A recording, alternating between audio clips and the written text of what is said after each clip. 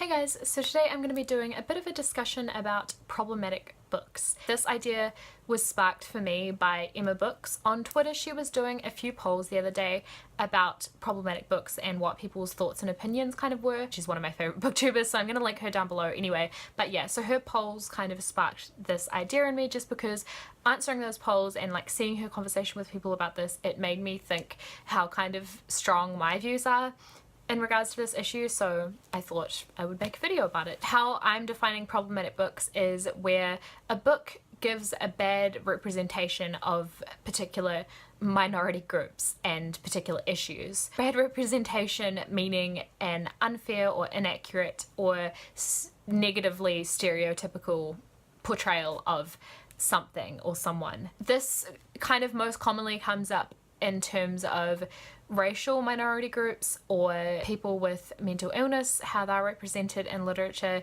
as well as other things like sexuality. And then there are kind of other issues that I think can be like problematic in books depending on how they're represented as well. So not necessarily how people are represented, but how particular issues are represented.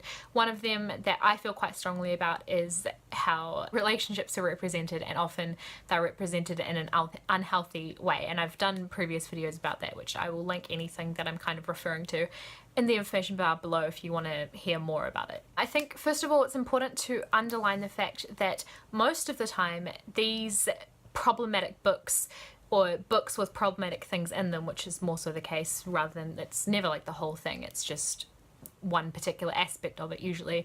It's never really done intentionally by the author. Often these kind of issues come out of an author just being a bit ignorant about a subject, like maybe not having done enough research or not having enough familiarity with different groups to be able to represent them. They don't really mean any harm by it, and that's something that we need to remember before we go like hating on authors for putting these things in their books. It's usually unintentional, and yes, like ignorance isn't an excuse. It's more something that they need to educate themselves on rather than something that we need to hate on them for, if that makes sense. So yeah, my main point that I want to get across with this is that I think it's important that we talk about these issues. There's kind of a lot of talk about how reading these books and talking about them is like supporting the author who's doing something negative, and how you don't want to support that particular idea or viewpoint that's being put across. And I totally get that, but at the same time I think if we don't talk about these things then they'll never go away.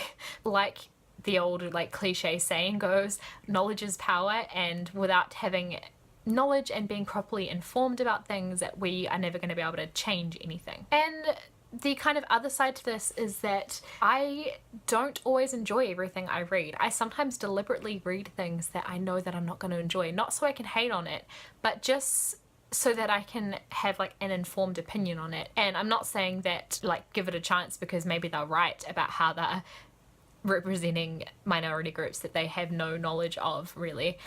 Not saying that, I'm just saying I think reading's a really great way to get a grasp of how other people view the world, and I think that's really important to be able to recognize things from other people's point of views, and if they might be misinformed and spreading negativity without really knowing it. But I think it's important that we try and see things from their perspective to see like why, and I think yeah, that's kind of the thing, is like finding out this information leads us to realizing why these things are happening and why they are so common or whatever. And yeah, I think that diversity in books is really, really good and really, really important. I think it's great that we have books that are becoming more and more common where people from minority groups are being represented, whether it's people who are racially diverse or from different countries or different cultures other than Western cultures.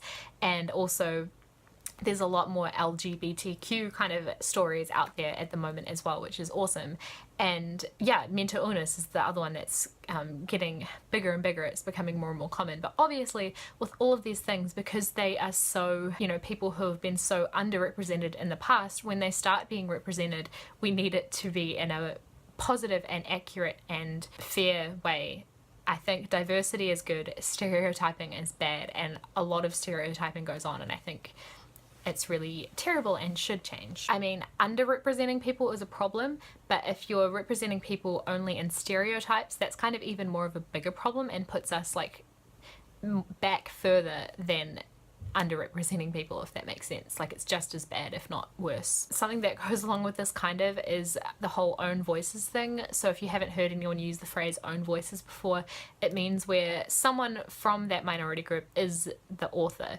So an example, I can't think of the title of the book, but there was a book that came out in 2016 which was about a trans girl, and it was written by a trans woman, and that kind of thing is really important because you get an accurate perspective, and saying that it is only one person's experience or point of view, but it is likely to be a more accurate and sensitive reflection on the minority group as a whole than if it was someone else not part of that who has never experienced that, or being a part of that minority group.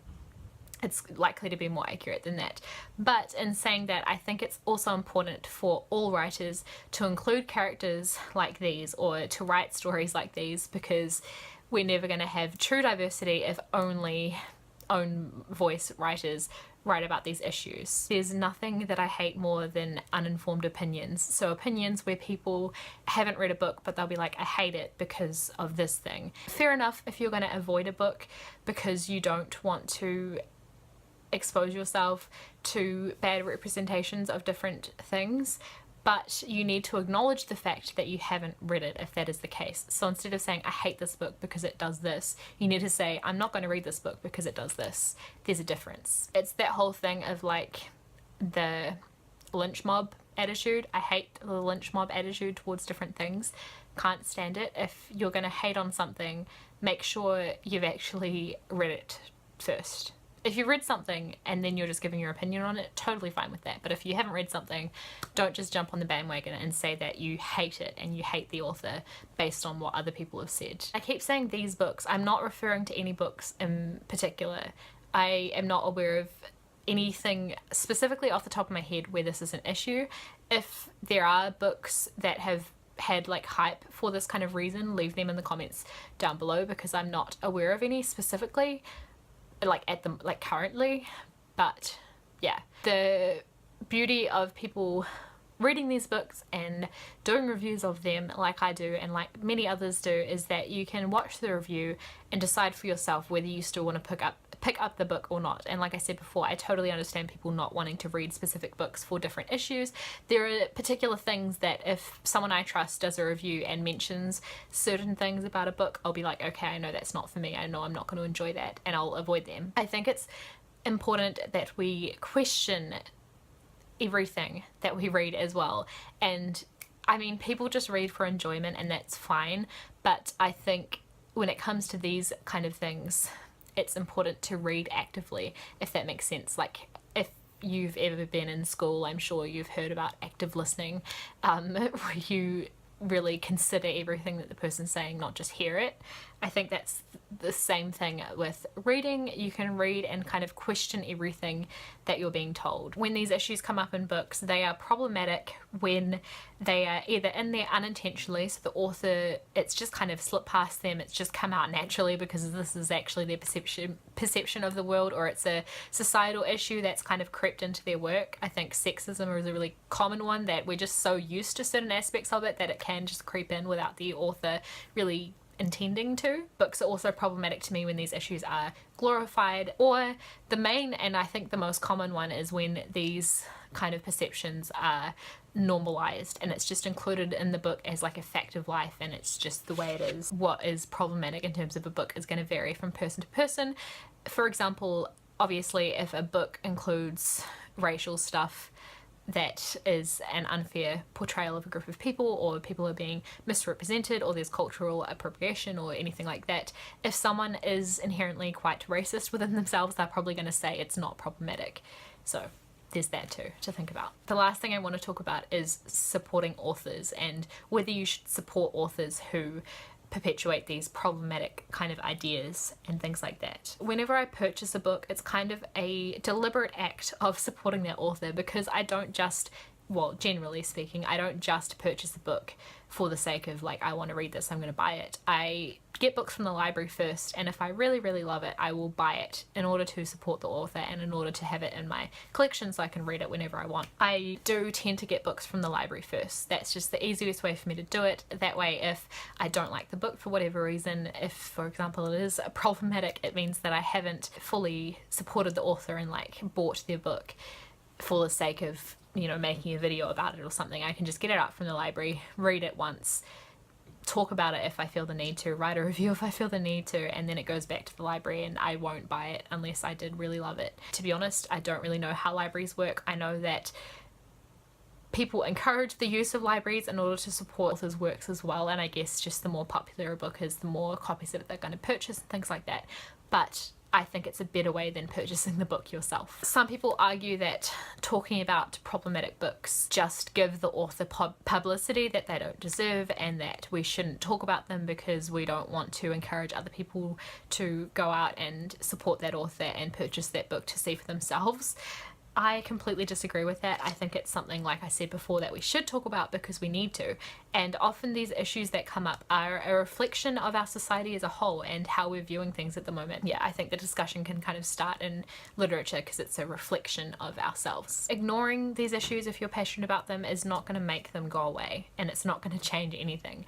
The only way we're going to change anything is to, one, educate ourselves on them, and then in that way we're going to be educating the authors, the writers, publishers, that kind of thing, by saying we're not okay with this. It's gonna, yeah, educate us as readers as well, because a lot of times, especially with my video that I did about unhealthy relationships in YA, a lot of people were commenting just being like, oh well, that's just the way the real world is, like, and if you don't think that, then you're stupid. And I was like, I agree, like I recognize the fact that this is the way the real world is, and that same thing applies to misrepresenting different cultures and stuff in books. People do that all the time in real life. People hold these stereotypes about different groups and stuff, but that doesn't make it okay. And same thing with unhealthy relationships. Just because it is reality and way too many people experience these things, it doesn't mean that it's okay. And I think talking about how it's represented in literature sparks that kind of thought process of, okay, this isn't okay in literature and it's not okay in my real life either. So I think the whole thing is basically just raising awareness about these issues. I think it's important that we discuss them. I think it's important, I love when authors deliberately put these things into their books as a way of showing that it's not normal or that it's not okay. And the authors that put it in unintentionally and it has a negative effect, I think that obviously needs to change, but it's not going to change if we don't talk about it. So yeah, that's kind of all I have to say for this video. Thank you guys for sticking around and watching it. I don't do sort of in-depth discussion videos all that often, but I just feel like I had a lot to say about this one. Let me know your thoughts in the comments down below. Thank you guys for watching this. I upload 2 days a week. If you want to subscribe, please do so. You can also follow me on, well, you can friend me on Goodreads, you can follow me on Twitter if you want, and Instagram. It's all linked down below, and I will see you guys in a few days with my next video. Bye.